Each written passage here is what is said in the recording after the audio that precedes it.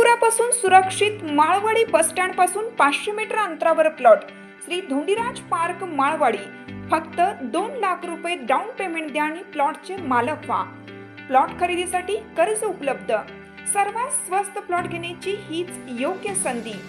Premium residential plot Shri Dhondiraj park, Patil dairy नजीक, Vasgade road, Malwadi, Bhilwadi. संपर्क 72 70 95 95 95 आणि 91 300 355 11।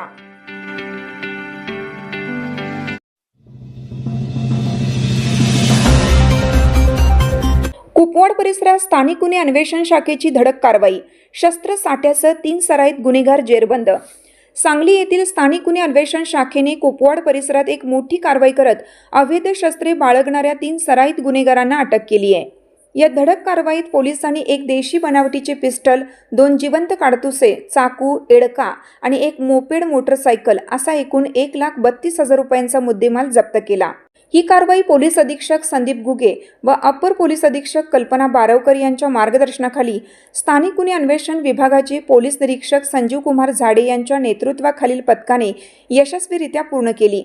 या कारवाईची पार्श्वभूमी अशी की स्थानिक गुन्हे अन्वेषण विभागाचे पोलीस कर्मचारी केरुबा चव्हाण यांना काही संशयित हत्यारांसह फिरत असल्याची गुप्त माहिती मिळाली होती। या माहितीच्या आधारे पिस्टन मेनन चौक येथे सह्याद्री स्टार्च कंपनी रोडवर पोलिसांनी सापळा रचला।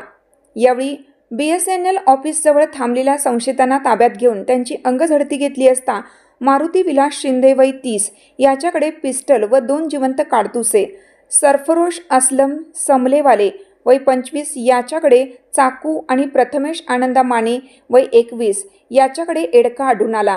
हे तिन्ही आरोपी कुपवाड येथील वाघमोडे नगर परिसरातील रहिवासी असून ते पोलीस रेकॉर्डवरील सराईत गुन्हेगार असल्याचे समोर आले आहे। पोलिसी खाक्यात दाखवल्यानंतर आरोपींनी परिसरात दहशत निर्माण करण्यासाठी ही शस्त्रे जवळ बाळगल्याची कबुली दिली। तसेच हे पिस्टल त्यांनी स्वप्नील मोटे राहणार अलकुड याच्याकडून विकत घेतल्याचेही तपासात निष्पन्न झाले आहे। या प्रकरणी MIDC कुपवाड पोलीस ठाण्यात भारतीय शस्त्र अधिनियम कलम 3-4-25 अन्वये गुन्हा दाखल करण्यात आला असून पुढील तपास पोलीस उपनिरीक्षक जाधव करत आहेत।